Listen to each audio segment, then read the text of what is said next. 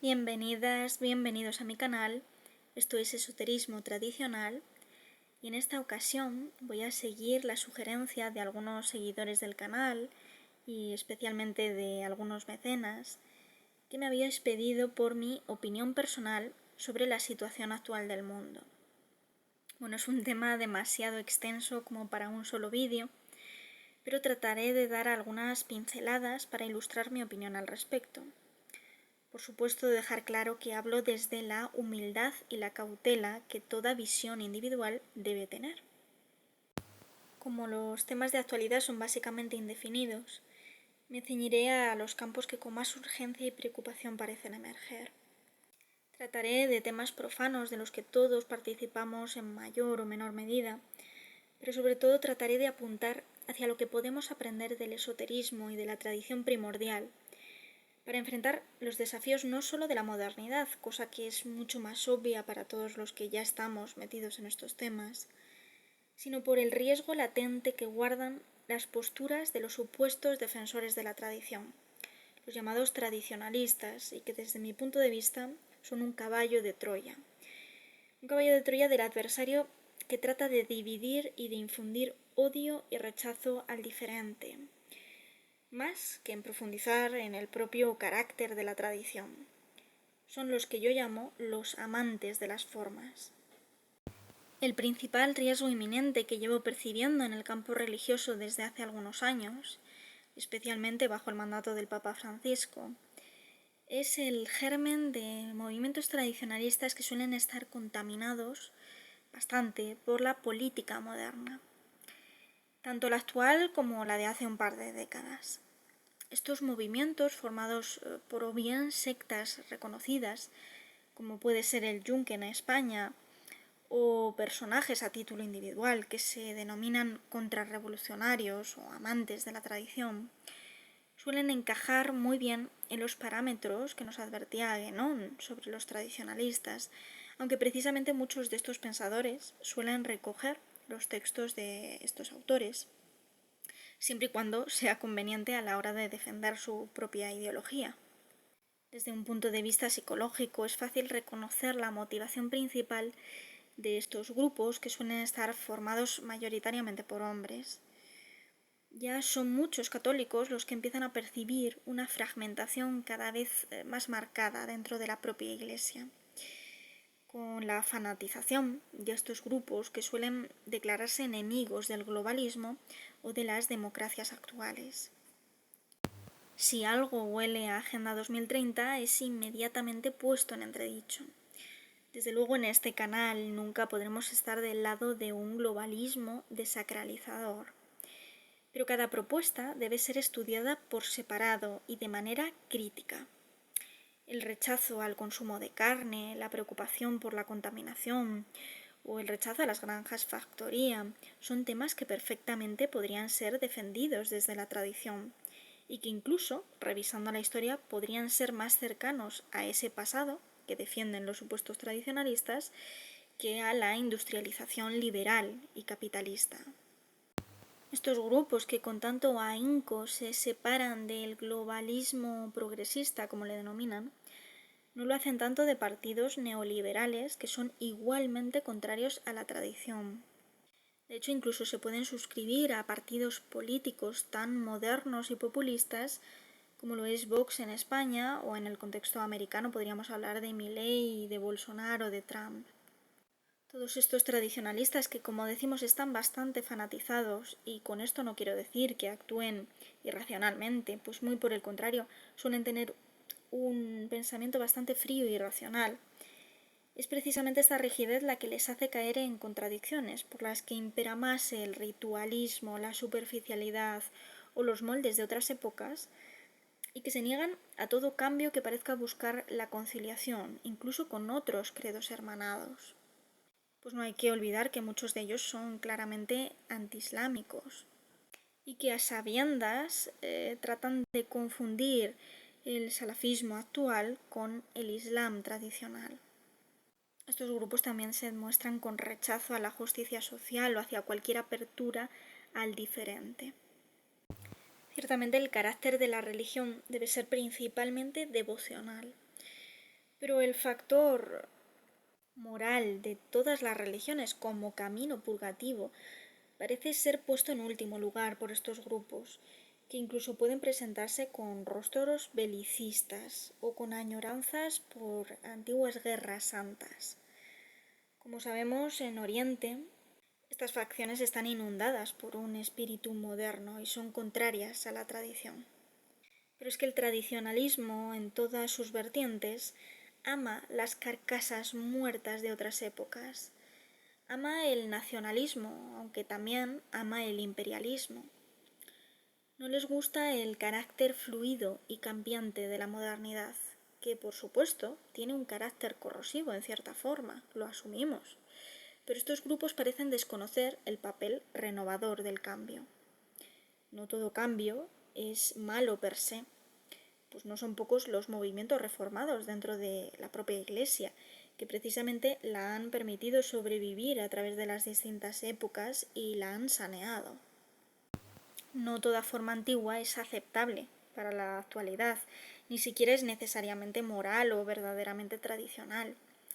Por lo que justificar dictaduras o regímenes que por su rigidez e impermeabilidad han impedido que fluya el espíritu no es una actitud abierta hacia la divinidad, sino más bien una actitud en la que la individualidad y el aferramiento a las formas ha opacado la movilidad de lo que podríamos llamar el Tao.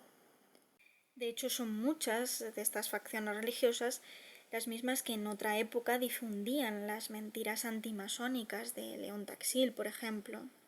Y es que no son pocos los movimientos religiosos que están abiertamente enfrentados con las sociedades regulares esotéricas, y el motivo principal parece ser este rechazo por la movilidad o adaptabilidad, cuando saben que las religiones y las órdenes regulares esotéricas no están en oposición desde una visión tradicional. Al margen de todas las mentiras que brotan gratuitamente debido al secretismo del esoterismo y que se fundan siempre en los miedos ancestrales que servían para marcar al chivo expiatorio, como era por ejemplo el asesinato de los niños. Tenemos acusaciones actualmente muy ligadas al globalismo y a las nuevas políticas que están emergiendo, culpando al esoterismo regular de estar proyectando estas transformaciones sociales. Como decimos, todo esto se fundamenta en el propio espíritu del esoterismo, que reconoce al Señor tanto en la luz como en la oscuridad, y no teme a la oscuridad por su carácter precisamente temporal y dependiente de la luz. El esoterismo no teme al cambio per se, porque el cambio también tiene su factor positivo, como agente renovador. Ciertamente también el esoterismo es consciente del movimiento decadente de los ciclos en los que vivimos, pero no mira la realidad con una visión tan estrecha de ver en la sombra solo oscuridad. Tampoco podemos olvidar que todo ciclo, por decadente que sea, tiene a su vez movimientos ascendentes, pues de lo contrario todo se derrumbaría. La vía esotérica abre la puerta a repensar nuestra seguridad en las formas que creíamos que eran correctas, mientras que la vía exotérica suele determinar con mayor universalidad. Aunque toda religión tiene esta facultad de revisar la realidad con unos nuevos ojos para descubrir el verdadero factor que debe gobernar nuestros actos. Por supuesto, no hablamos de un sentimentalismo moderno, pero esto tampoco quiere decir que nos refugiemos en la racionalidad fría y calculadora que de igual modo nos aleja del centro. ¿Cómo creer que todo progreso es intrínsecamente malo? ¿Cómo creer que todo pasado fue mejor?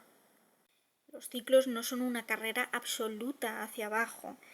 De todo error podemos aprender algo nuevo que sin el error no hubiésemos podido conocer. La divinidad se ayuda de todos para explorarse a sí misma, y estoy convencida, por añadir una visión optimista que tanta falta nos hace, que aún nos queda mucho por aprender y por rectificar gracias precisamente a la bajada a los infiernos de nuestra humanidad. Lo más evidente que vivimos en la actualidad es la polarización extrema de todos los ámbitos en los que nos movemos. Rara vez encontramos en los medios temas que no se conviertan en polémicos o en activadores del enfrentamiento. Hay pocos movimientos que traten de conciliar y que no tiendan a separar o a deshumanizar al adversario. Y esto me parece un elemento esencial. También es evidente que estamos viviendo una ruptura generacional y una ruptura entre todos los factores diferenciales de la individualidad, tan cotidianos y físicos como es el sexo biológico o incluso la dieta.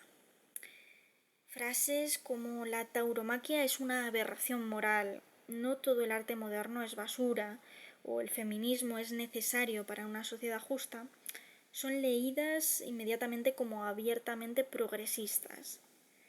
Y sin embargo son perfectamente formulables desde la realidad de hace miles de años. Que el feminismo o el ecologismo, por ejemplo, sean tratados como ismos de la modernidad es algo evidente. Pues sí, son movimientos aislados y autorreferenciales, pero esto no quiere decir que tengan un contenido errado o despreciable a priori. Por poner algunos ejemplos concretos, la octogenaria que cree que todo cambio es a peor y que incluso defiende un régimen dictatorial y asesino y lo prefiere a una democracia moderna porque el paro era menor y la gente iba a misa regularmente y las mujeres conocían su lugar en la cocina. Esta mujer está enfrascada en su propia subjetividad e ignora adrede la relatividad de su postura. Ignora el bien que ha podido crear la democracia en su error al permitir que la visita al templo sea libre y de corazón y no un mero artificio social o autoritario. Ignora el bien de la libertad frente a la rutina. También ignora el bien de que la mujer que quisiera desarrollar su potencialidad intelectual encontrara mayor facilidad en la democracia para poder hacerlo. O por poner otro ejemplo, un hombre que cree a día de hoy que ya hay bastante igualdad porque hay igualdad de derechos entre varón y hembra legalmente, ignora desde su relatividad la complejidad social a la que una mujer se enfrenta. Ignora el poder de las palabras, de las costumbres y de la falta de referentes. La antimodernidad suele idealizar en exceso la antigüedad, del mismo modo que proyecta sus propios prejuicios en la naturaleza. Incluso la mirada de la biología moderna, tan alejada de la tradición, puede aportarnos información sumamente valiosa para conocer nuestro lugar en el mundo y para deshacernos de creencias que eran más una costumbre antropológica que una realidad. ¿Qué decir del trabajo de antropólogas que con sus descubrimientos echaron por tierra todo el imaginario sexista? ¿O qué decir de los descubrimientos que ponen en jaque la exclusividad de facultades o virtudes que creíamos diferenciadoras del género humano? Es que el enemigo de mi enemigo no es necesariamente mi amigo.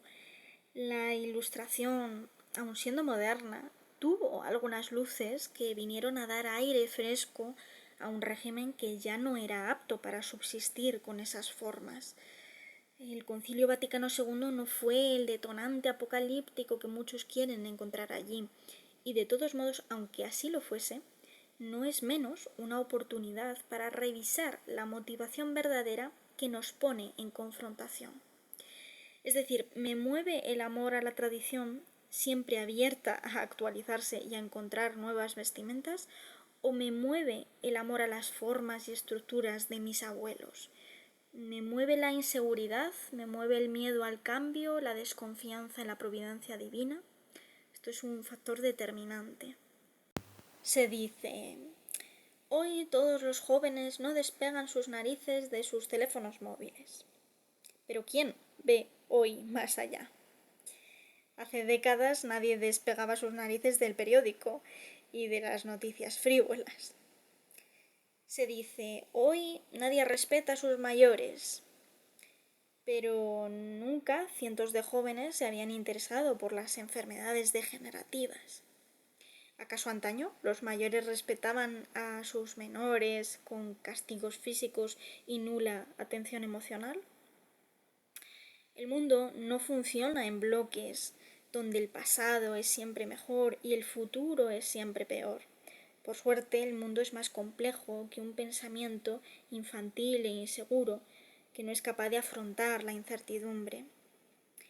La mente, por comodidad y aprovechamiento de recursos, trata de engañarnos encajonando las experiencias y las creencias para funcionar más rápido y prever situaciones futuras.